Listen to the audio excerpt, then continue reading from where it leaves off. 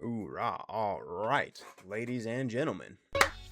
That was a good clap. I like that. Welcome back to another reaction video. We got more chilling scares. I've been on them lately. I don't pause on that, but I've been on them lately. Like, these videos are just good. Today, we got outdoor YouTubers who didn't return home. You know, this sounds kind of sad. Less scary, more sad, but we're about to find out what happens. Golly. Yeah, I don't know what to say. Let's watch. Storm Debuel was a 22-year-old Belgian YouTuber known for sharing his adventures across Northern Europe. He never spoke in any of his videos and instead used the ambient sounds of nature to make his viewers feel like they were right there with him. Dang. That's actually kind of lit. While he started uploading videos in August of 2024, he'd actually been solo camping ever since he was just 19 years old. Damn. At one point, he even biked over 3,700 miles or over 6,000 kilometers across Sweden all on his own. So he had plenty of experience surviving in the wilderness alone. However, when nature turns unpredictable, even the most prepared adventurers find themselves struggling to survive. Tragically, that's exactly what happened with Storm on the night of October 29th, 2024. He was recording another video, this time traveling through the Jokkmokk region located in the Swedish Lapland. He parked his car in a nearby town and then ventured into the wilderness on foot with his camping gear. These trips often lasted multiple days, sometimes even a whole week before he made it back. October 29th was the last day of one of these trips. He was making his way back and was only a day's walk away from his car, but it was quickly getting dark and continuing to walk would have been extremely dangerous. So Storm made the decision to set up his tent and sleep for the night.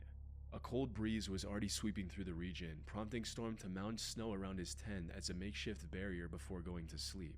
Unfortunately, nothing could have prepared him for the extreme weather he was about to encounter. Because just a few hours after setting his tent, the Jokkmokk region got hit by an intense blizzard with winds reaching up to 75 miles per hour or around 120 kilometers per hour. Snow quickly started piling up all around his tent as well.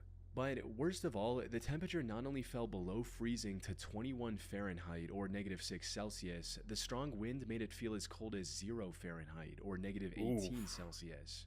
Maybe he realized the gravity of his situation at this point and wanted to contact his loved ones. Because at around midnight, his friend received a video of him showing his tent getting torn apart by the terrifyingly strong wind, with him stating, "Tonight it's going to get worse, Jesus Christ."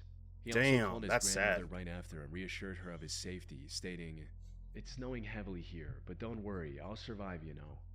Then at 2:36 a.m., the Swedish authorities received an SOS call from Storm. He reported multiple injuries, including a broken nose, and requested immediate help. Unfortunately, the strong wind made it impossible to reach him with a helicopter, and the snow obstructed any rescue efforts on the ground. The blizzard eventually subsided at around 10 a.m., and the rescuers rushed to Storm's last known location. Sadly, by the time they found him, it was already too late. The lower half of his body had turned purple due to the extreme cold, and even the blood on his face from the broken nose was frozen solid. Oddly enough, he was found roughly 1.6 miles or 2.6 kilometers away from his collapsed tent. It's unclear if he was forced to ditch the tent after it collapsed or if he set out before that happened. In either case, he was walking towards his car when he likely fell, broke his nose, and then contacted the authorities. The only silver lining in Storm's tragic end is that at least he died doing what he loved, as he told his father when he first started going on these solo camping trips, "Dad, it took me a long time to know what I wanted, but that's what I want." Damn, this is sad as shit. Rest in peace, bro. Prayers to his family. Rose Moody was a 31-year-old YouTuber and influencer from Scottsdale, Arizona. And while most of her content on YouTube revolved around her faith as a Christian, her Instagram account posted mostly different content. There, she made regular posts about her hiking adventures across the rocky desert terrain of Arizona. Hitting the trails several times a week had become a natural part of her routine ever since she moved to Arizona 6 months earlier, and May 21st was supposed to be no different. She got up early and quickly drove to the Gateway Trailhead located in the McDowell Sonoran Preserve. She parked her car and began the roughly 4.5 mile or 7 kilometer hike across the loop trail. It was a moderately challenging trail with a rocky path and noticeable elevation changes, but nothing Hannah hadn't tackled before. She felt fairly confident she could finish the hike in under 3 hours and even made plans to hang out with friends at lunch. Unfortunately, what started as just another ordinary hike ended with a devastating tragedy. Her friends were the first to sense something was wrong when Hannah didn't show up for lunch on time. She didn't send any messages about running late and wasn't picking up her phone either. It wasn't like her to ghost people out of nowhere. So, after waiting at the restaurant for many hours, her friends decided to check on Hannah at her home at around 7:50 p.m., hoping she was simply resting after a tough hike. But when they arrived at her house, her car was missing from the driveway, the lights were off, and the door was locked. Seeing this, they immediately contacted the authorities. They found her car still parked at the trailhead, and it wasn't long before the search party was looking for Hannah across the Gateway Loop Trail with helicopters, drones, and canines. Damn! The search was eventually called off at 11:30 p.m. due to the darkness, and resumed the next morning with even more people partaking in the search. This went on till about 12:05 p.m. when a helicopter pilot made the heartbreaking discovery Hannah's friends and family were dreading all night. Just 600 yards off the trail, rescuers discovered the remains of Hannah Moody lying face down on the desert ground. Hannah was dead, and likely had been for several hours. Damn! However, there was nothing that could explain her end right away. There were no signs of foul play, no intoxicating substances were found in her system, and she didn't even have any serious head injuries from a fall or stumble. With that, the only explanation investigators were able to come up with was that Hannah lost her life due to extreme heat. You see, the temperature in the Gateway Trail region soared to over 102 Fahrenheit, or about 39 Celsius the day prior when Hannah was hiking. She likely suffered from a heat stroke and wandered off the designated path in confusion before collapsing and eventually passing away. Damn, dude. YouTube and Instagram videos as an unintentional final goodbye to That's her loved horrible. ones. Rest in peace. Finn Creaney was a 33-year-old survival expert from the Pitt County area in Scotland. Utilizing the skills he had, Finn operated a survival school in the area called Wildcat Bushcraft, teaching kids general wilderness survival skills as well as bushcraft, which, for those who don't know, includes things like foraging, hunting, and building shelter out of natural materials. The business was also accompanied by a YouTube channel of the same name, where Finn shared his knowledge and experience with the world for free. His content was both informative and entertaining, allowing him to slowly build a small but loyal audience. What these viewers didn't realize, however, was that one day, this very channel would also play a role in Finn's tragic end. Damn. Things went south on the 25th of March 2022 when Finn was dropped off at the B873 road near Loch Naver in Sutherland. His goal was to head south and hike the 45-mile distance to the small village of Golspie and make a video about the bushcrafting skills he had used along the way. Now, That's a lot. his family knew the journey would take more than a day, so they weren't too concerned when he didn't reach his destination right away. But then 3 days passed, and there was no sign of Finn anywhere. Even more concerning was the fact that he didn't make any contact throughout this time, with every call from his family going straight to voicemail.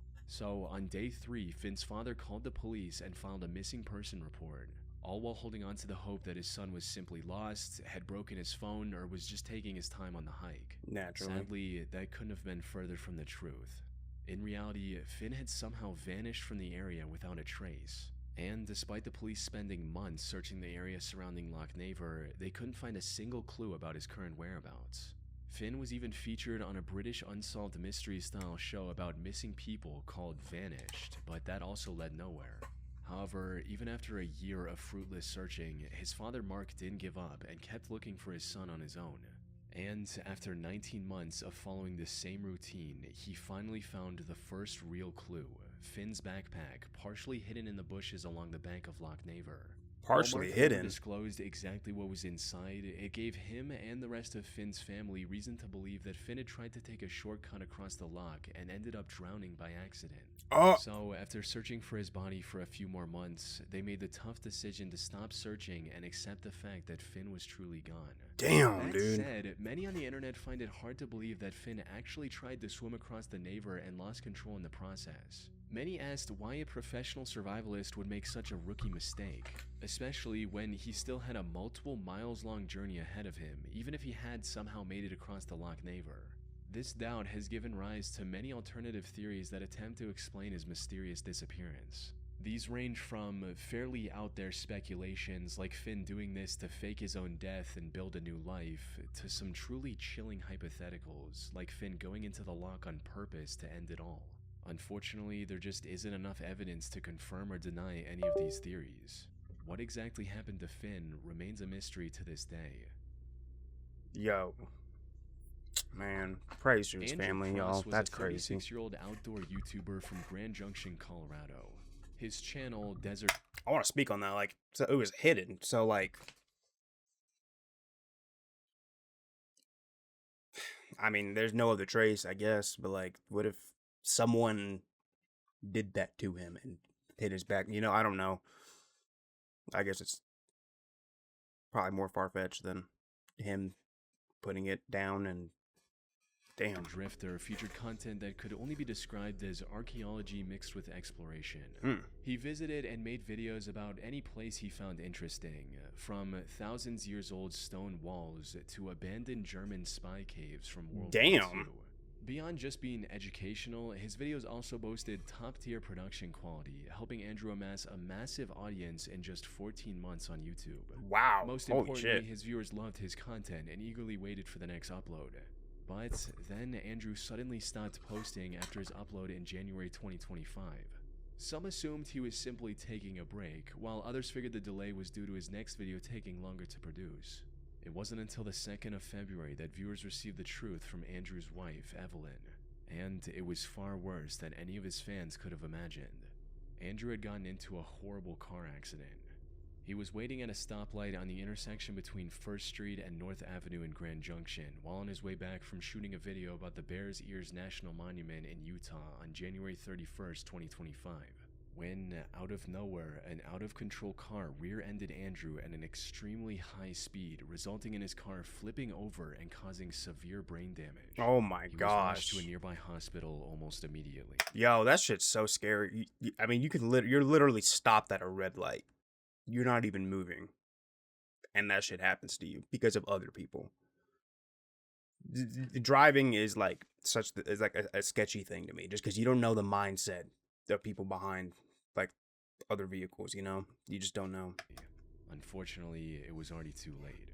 He spent over a month in the ICU and was put on life support.